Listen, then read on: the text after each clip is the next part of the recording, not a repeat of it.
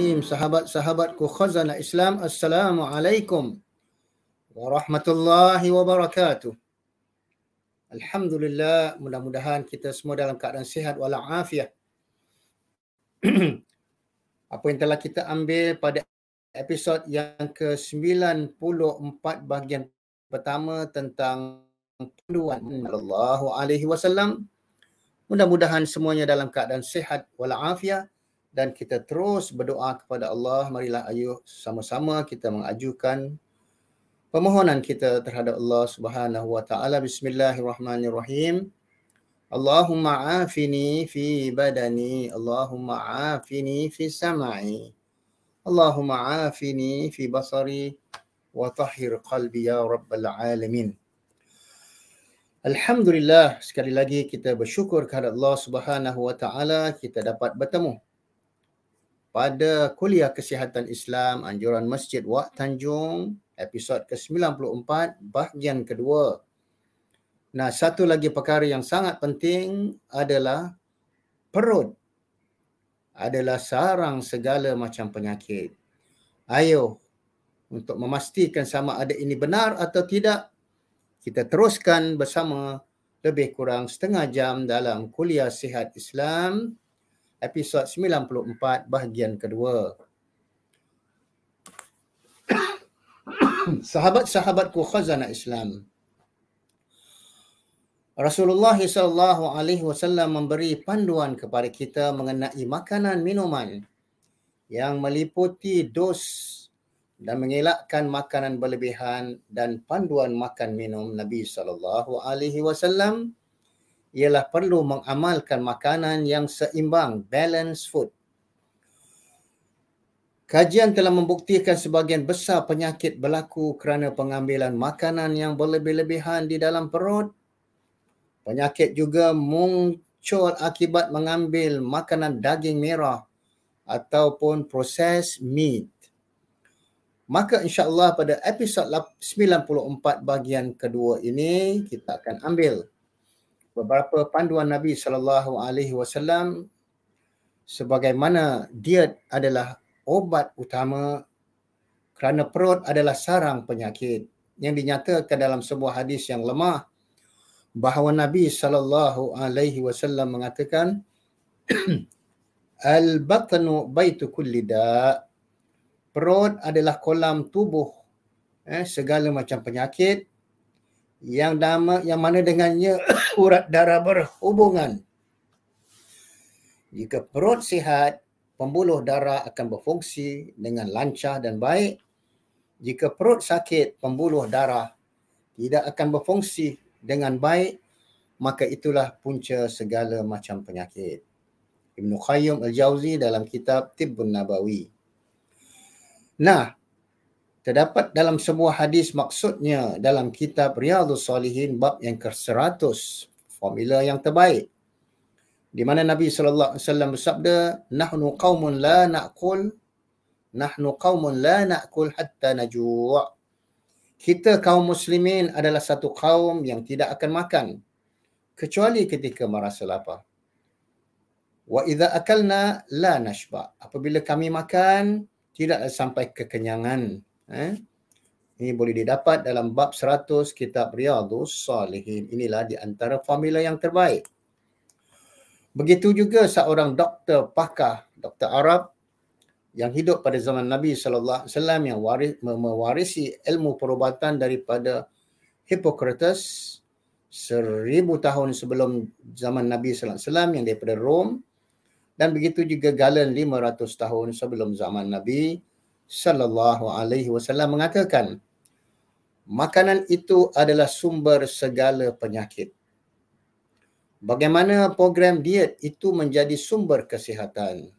Apabila kita mengamalkan program diet, insya-Allah dia menjadi sumber segala kesihatan ataupun gaya hidup sihat. Sahabat-sahabatku khazanah Islam, ketahuilah hikmah daripada etika tata cara makan ataupun pola hidup yang diamalkan oleh Rasulullah SAW merupakan satu aturan gaya hidup sihat terdapat dalam kitab Tibbun Nabawi oleh Ibn Qayyim Al-Jauzi. Begitu juga apa yang dikatakan oleh Ibn Rajab Hambali mengatakan dalam kitabnya Tazkiyatun Nafs, maksudnya makanan yang sedikit memudahkan hati menerima kebenaran. Orang yang makan sedikit akan cepat menangkap pelajaran, lebih-lebih anak-anak kita di antaranya adalah pelajar-pelajar di universiti ataupun di college. Dan makanan yang sedikit juga mendapat mengawal hawa nafsu kita dan kita sentiasa menguatkan kerohanian kita. Ketahuilah apa yang disebut oleh Nabi dan begitu juga Dr. Arab Haris bin Kalada dan begitu juga apa yang berlaku pada seorang pelakon Hollywood yang bernama Chadwick Boseman yang berusia 43 tahun, pelakon utama The Black Panther. Dia mengalami colon cancer ataupun barah kolon ataupun lebih dikenal sebagai colorectal cancer, telah disenaraikan sebagai barah tertinggi dari kalangan lelaki dan kedua tertinggi bagi kaum wanita. Ini terdapat artikel ini di dalam Berita Harian Akhbar 30 November 2020. Pelakon Black Panther ini, Chadwick Boseman, didapati diserang penyakit colorectal. Statistik WHO, Pertubuhan Kesihatan Dunia, menunjukkan bara colorectal menyumbang 14.2% daripada bara lelaki, menjadikannya bara paling biasa dalam golongan itu. Namun risiko makan terlalu banyak daging merah ataupun dipanggil processed meat yang diproses seperti sausage, deli meat, nugget, burger ataupun daging bol dan sebagainya. Penyelidik WHO telah menakrifkan akan kita ambil nanti. Inilah di antara pelakon The Black Panther yang mati akibat daripada banyak makan daging merah punca barah kolon. Jadi ini telah membuktikan walau macam mana hebat sekalipun, walau macam mana sihat kita sekalipun, tapi apabila kita terlalu banyak makan daging merah ataupun processed food ataupun daging yang diproses adalah punca bara kolon. Marilah sama-sama kita mengikutinya. Penyelidik WHO, World Health Organization, mentakrifkan apa itu processed meat. Seperti apa sahaja perubahan berlaku pada daging yang segar itu untuk meningkat rasa. Mungkin dia taruh MSG banyak dan preservatif yang mengekalkannya, termasuk sausage, daging bola, deli meat, daging lembu dikisar dan disalai dan sebagainya. Segala-galanya daging merah yang diproses.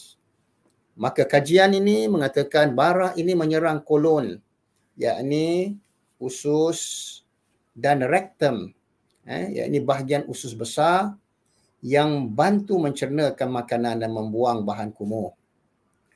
Menurut penyelidik, WHO pernah mengisytiharkan daging yang diproses meningkatkan risiko penyakit berkaitan dengan kolon dan penyebab barah perut ataupun kolon kanser, wa iyazubillah, semoga Allah pelihara.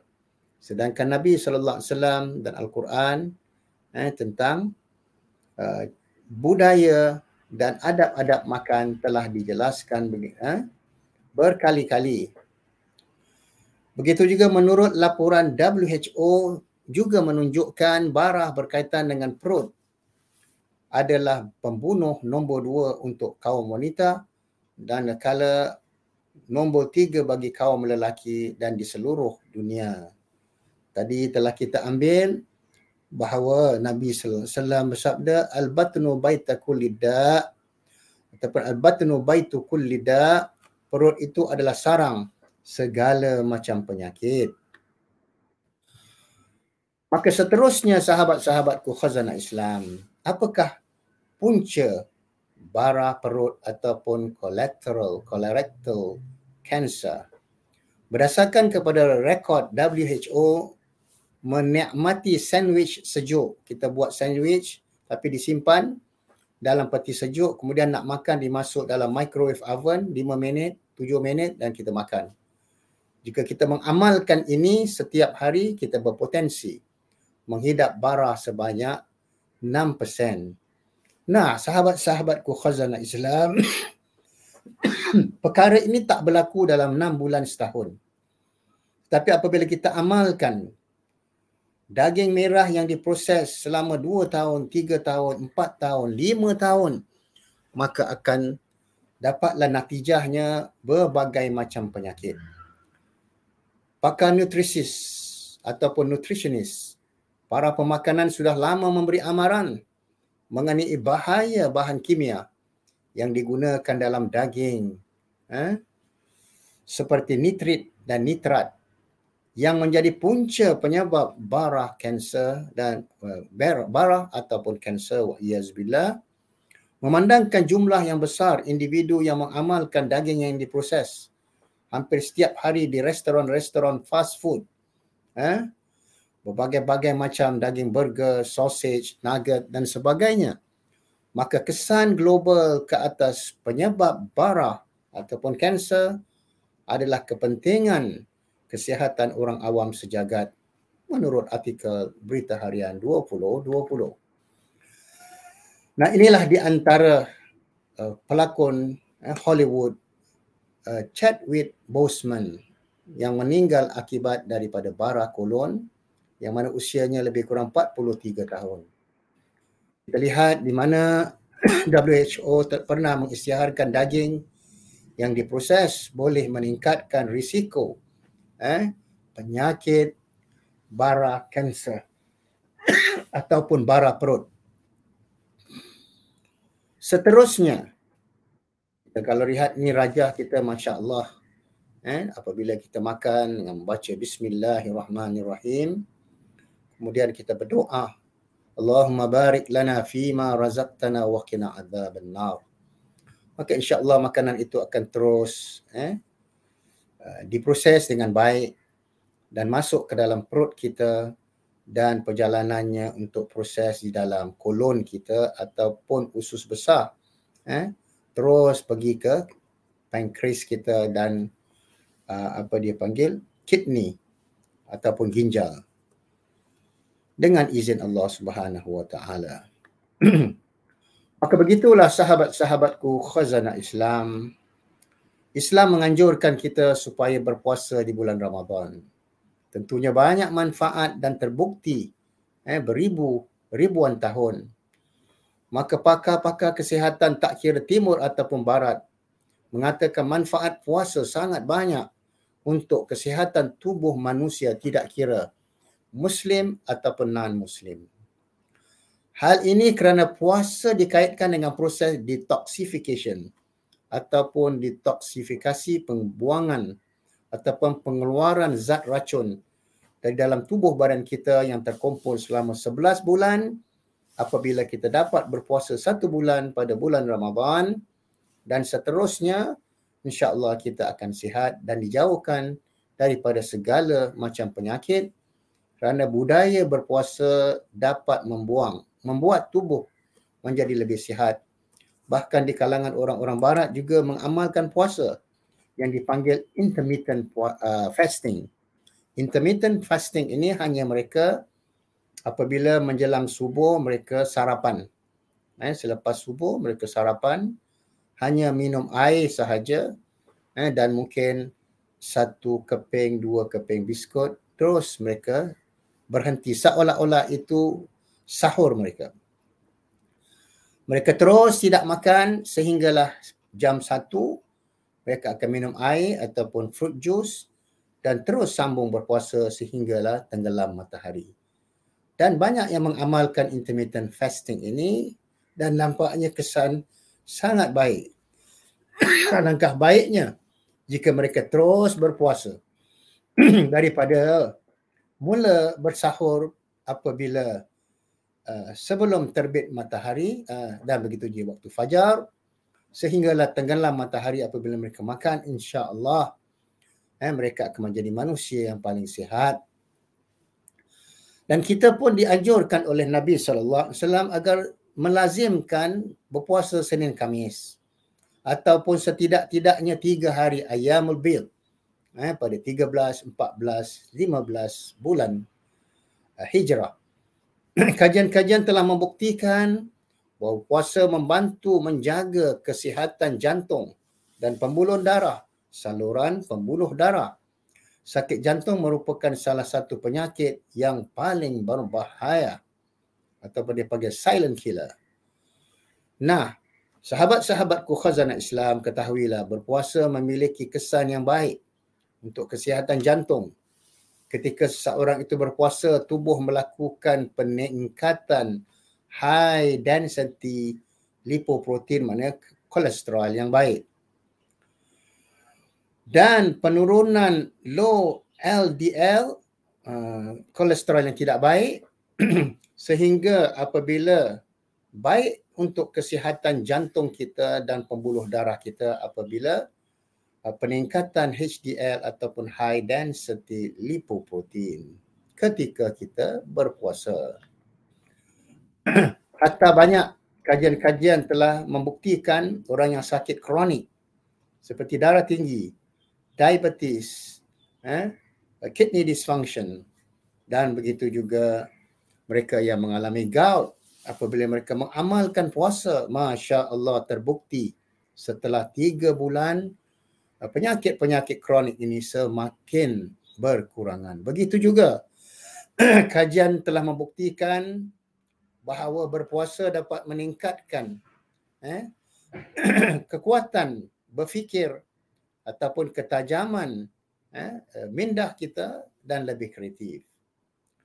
Maka dari itu wajarlah rasa lapar ketika berpuasa boleh memicu fikiran kita ataupun kognitif kita lebih tajam dan lebih kreatif menurut beberapa kajian. Hatta Luqmanul Hakim menasihatkan pada anaknya dengan memanggilnya, ya bunayya idzam tala'atil ma'idah namatil fikra wa zalatil hikmah wa qa'adatil abdanu 'anil ibadah. Wahai anak kesayangan, jika perut kamu penuh padat dengan makanan, maka lemahlah fikiran dan hilanglah hikmah dari benak otak kamu, dan jatuh rebahlah badan untuk beribadah, yakni semakin malas apabila kekenyangan perut dan terus tidur. Maka dari itu kita lihat pedoman Al-Quran begitu banyak mengingatkan kita, lebih-lebih lagi dalam surah Al-A'raf ayat 31 yang berbunyi a'udzubillahi minasyaitonirrajim. Wa kulu washrabu wa la tusrifu innahu la yuhibbul musrifin. Dan makan, minumlah, namun jangan berlebih-lebihan. Sesungguhnya Allah tidak menyukai orang-orang yang berlebih-lebihan. Menurut Ibn Jarir yang telah mengkomen tentang ayat ini, mengatakan bahawa sesungguhnya Allah tidak menyukai orang-orang yang makan berlebih-lebihan. Dan begitu juga tidak mempunyai gaya hidup, pola hidup makan minum ataupun balance food.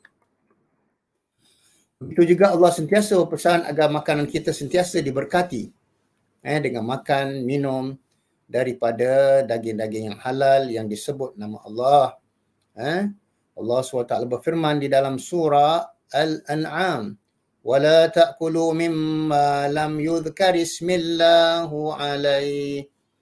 Dan janganlah kamu makan dari apa yang tidak disebut nama Allah ketika disembelih. Yakni tidak ada berkat kerana ia menjadi bangkai. Begitu juga ayat surah yang sama, ayat 118, fakulu mimma dzukirasmullahi alaihi. Dan maka makanlah daripada apa sembelihan yang disebut nama Allah, insya-Allah akan ada berkatnya. Jika kita rujuk dalam kitab Riyadhus Salihin bab yang 100, terdapat Nabi ajarkan kepada seorang anak muda yang bernama Abdullah bin Abi Salamah Nabi menasihatkan kepadanya dengan mengatakan, ya ghulam, sammillah wa kul biyaminik wa kul mimma yalik. Wahai anak muda, bacalah bismillah, makanlah dengan guna tangan kanan kamu agar diberkati, dan begitu juga makanlah makanan yang dekat agar kamu tidak tamak makan begitu banyak. Jadi tentunya ada hikmah kalau kita lihat apabila kita mula makan dengan membaca basmalah dan mengakhiri dengan hamdalah. Dan begitu juga boleh kita tambah doa walaupun ini bukan doa dari Rasulullah sallallahu alaihi wasallam, akan makanan kita yang kita makan ni diberkati dengan Allahumma barik lana fima razaqtana wa qina adzabannar. Ya Allah, berkatilah kami daripada rezeki yang Engkau karuniakan kepada kami. Kami tidak tahu sama ada makanan yang kami makan ni benar-benar 100% halal dan baik. Maka dari itu Engkau berilah kami ilham, panduan agar kami sentiasa makan makanan yang halal dan thayyibah, agar makanan kami diberkati dan menguatkan tubuh badan kami, minda kami, agar kami terus mengabdikan diri kepadamu ya Allah. Kami rukuk, kami sujud dan kami bersyukur. Alhamdulillahi hamdan kathiran tayyiban mubarakan fi ghaira maqfin wala mustaghna'an. Segala puji bagi Allah, pujian-pujian yang banyak, yang baik, dan begitu juga yang diberkati. Tidak kami meremehkan makanan, dan begitu juga tidaklah kami merasa sombong dengan makanan yang telah dikaruniakan kepada kami.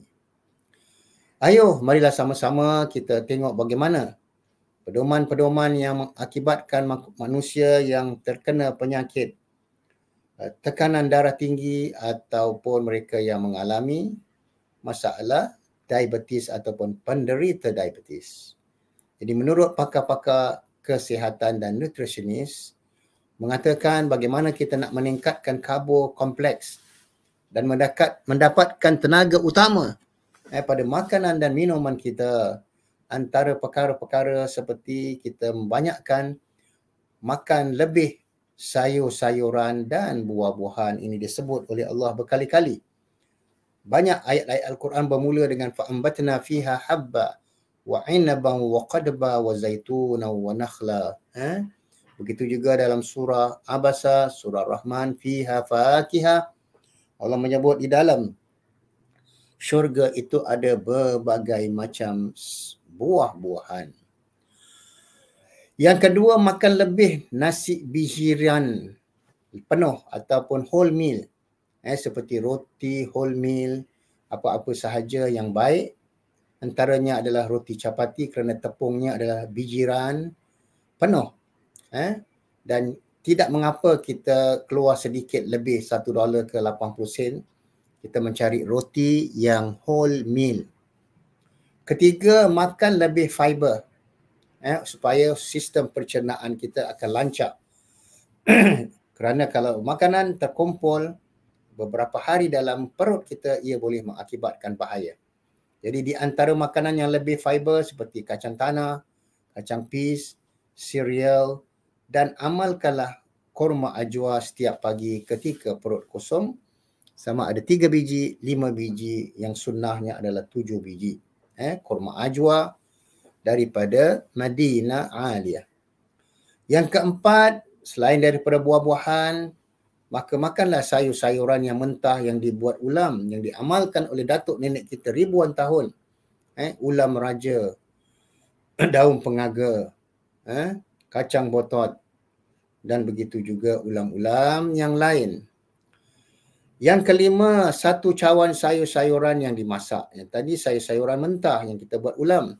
Kalau masak pun paling banyak 1 cawan sayur-sayuran seperti brokoli, kobis, kobis bunga dan sebagainya. Sayur-sayuran yang bermacam warna. Yang keempat, buah-buahan yang kita blend, jus. Memadailah 1 hari 1 gelas ataupun 1 cawan buah-buahan jus seperti jus buah betik, papaya, jus buah tembikai, jus anggur dan jus berries, bermacam-macam jenis berry, semuanya baik untuk kesihatan kita. Sahabat-sahabatku khazanah Islam, yang ketujuh, roti bijirin penuh ataupun dipanggil whole meal. Memadailah kalau satu hari kita kurangkan daripada banyak makan beras yang berkanji, boleh membahayakan lebih-lebih lagi bagi penderita diabetes, kerana mereka sangka kalau dia tak makan gula, dia selamat daripada diabetes. Sebenarnya tidak.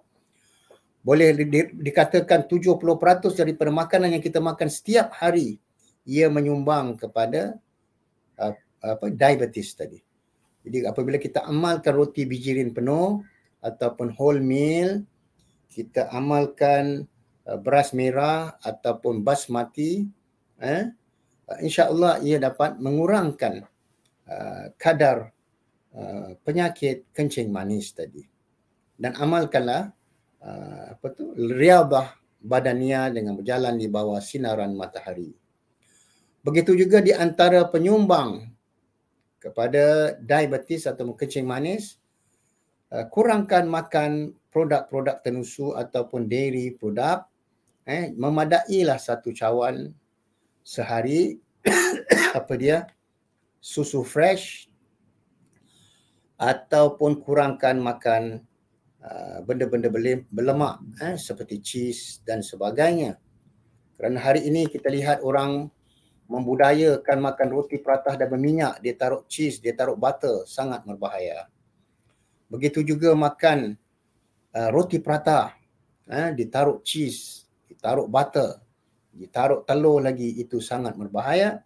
Lebih-lebih lagi budaya makan burger, 2 tingkat, 3 tingkat, sangat berbahaya. Dan banyak makan pizza yang kandungan kolesterolnya seperti cheese-nya begitu banyak dan tebal.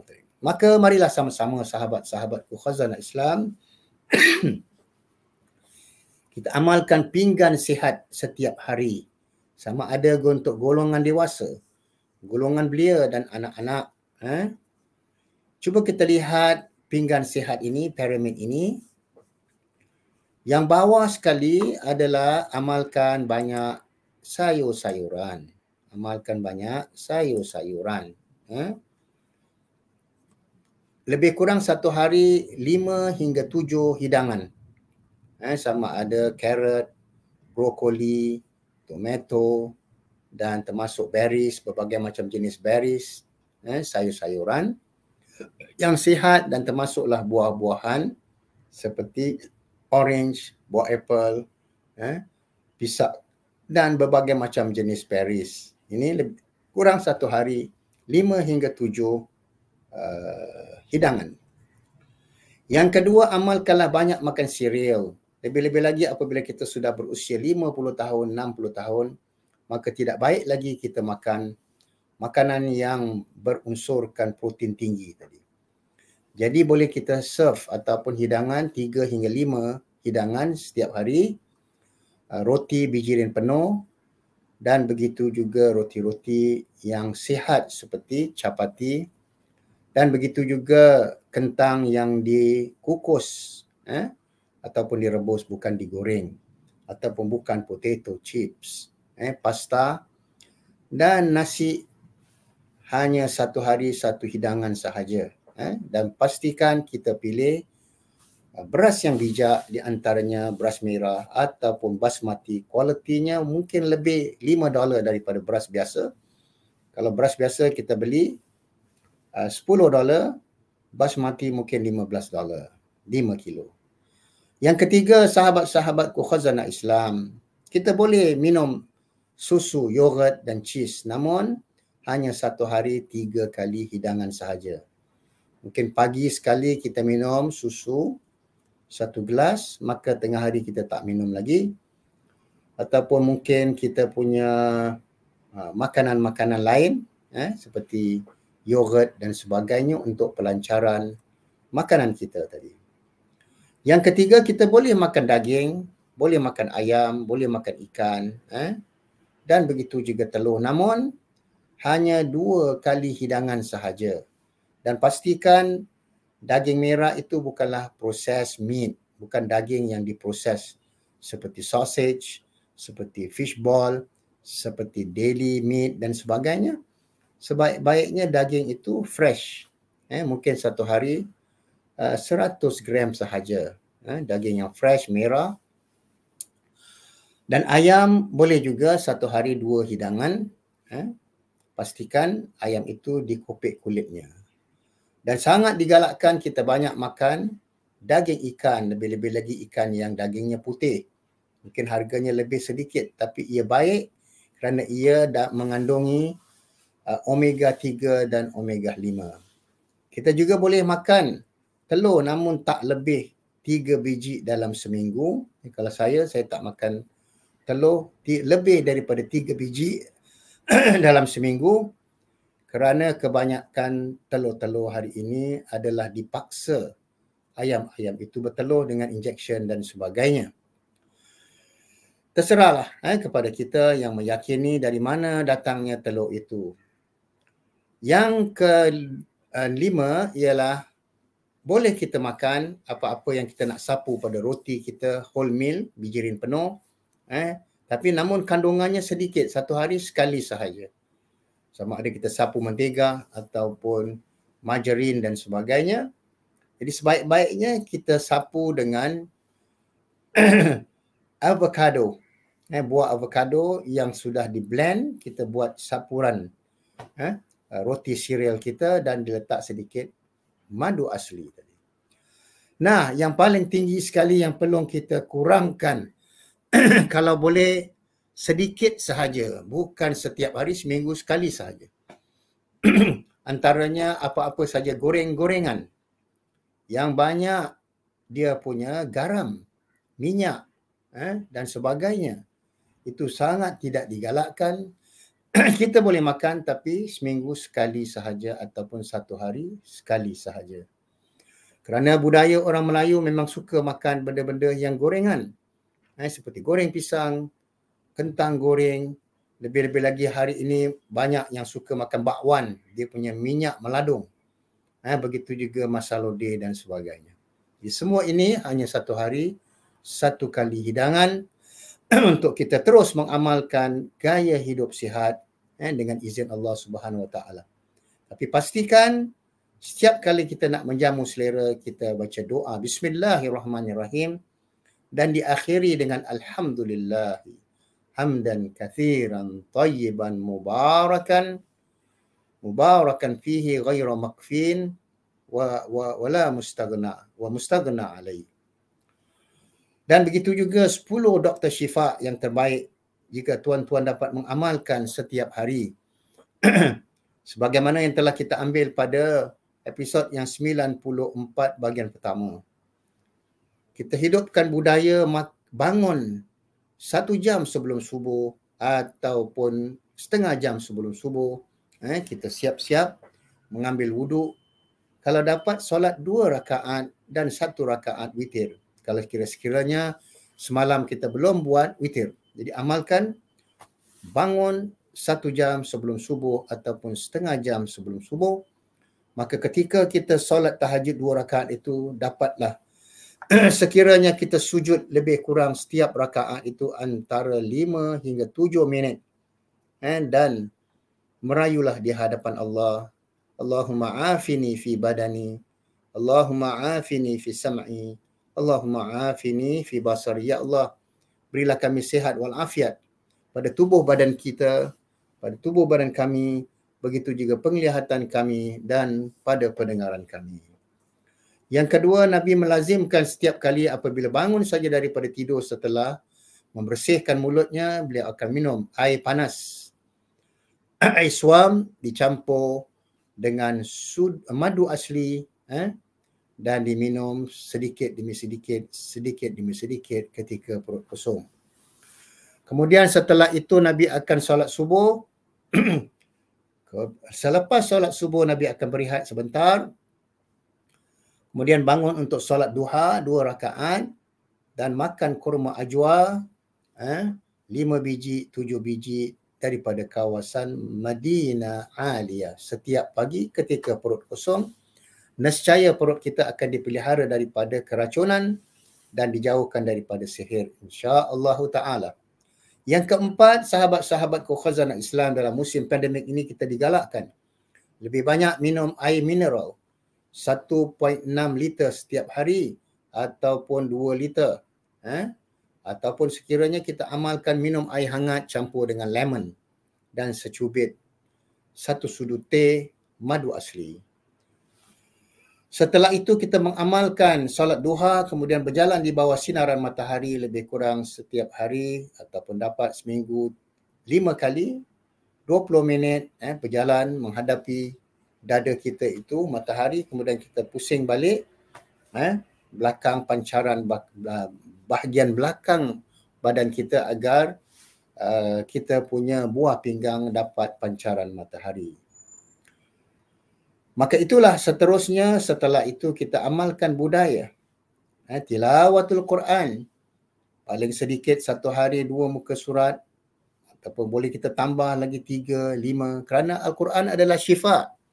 Sebagaimana firman Allah Subhanahu wa taala dalam surah Al-Isra ayat 81, wa nunazzilu minal Qur'an ma huwa shifaa'un wa rahmatun lil mu'minin. Dan kami turunkan Al-Quran itu apa-apa yang boleh memberi syifa, penawar bagi penyakit yang zahir maupun batin. Yang ke-8, sahabat-sahabatku khazanah Islam, amalkanlah puasa sunat walaupun 1 bulan 3 hari, ataupun boleh kita amalkan puasa Senin dan Khamis. Selanjutnya, amalkanlah makanan yang seimbang. Sebagaimana saya katakan, jangan makan makanan yang proteinnya terlalu tinggi ataupun daging merah yang diproses. Jadi sebaik-baiknya amalkan lebih makan buah-buahan, sayur-sayuran dan kurangkan makan daging merah. Sebaik-baiknya adalah ikan dan ikan yang berwarna daging putih. Itu adalah sangat baik dan digalakkan. Dan begitu juga kita amalkan habbatus sauda, kerana Nabi berpesan, alaikum bihadhihi habbatis sauda fa innahu shifaa'un likulli da'.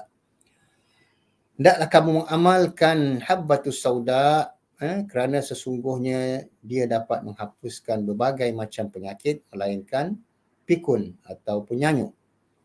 Dan akhir sekali, apa pun dalam kehidupan kita, cuba kita hilangkan stres. Banyakkan berzikir, beristighfar, menangis di hadapan Allah. Mudah-mudahan fikiran kita tenang, kerana punca segala macam penyakit setelah perut menjadi sarang penyakit, yang keduanya adalah stres. Apabila jiwa kita tenang, kita dapat menjauhkan segala macam penyakit dan kita redha apapun qadar Allah Subhanahu wa taala. Aqulu qawli hadha wa astaghfirullah li wa lakum wa li jami' muslimin.